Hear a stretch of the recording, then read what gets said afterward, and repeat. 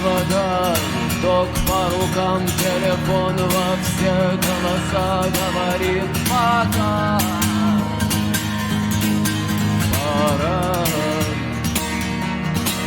И пальто на гвозде, шарф в рукаве и перчатки в карманах шепчут: подожди до утра, до утра.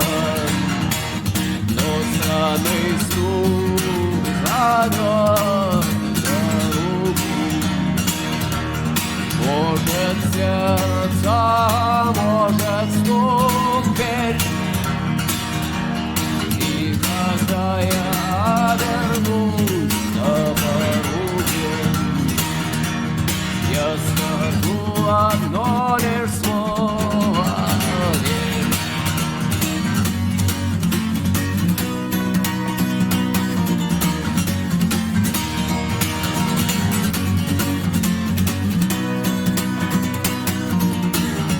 И опять на вокзал, и опять к поездам, и опять проводник выдаст белье и чай.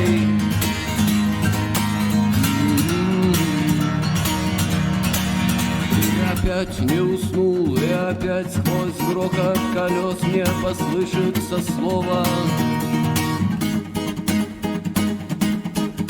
прощай.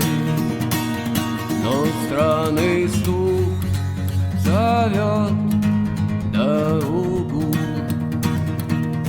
Может сердце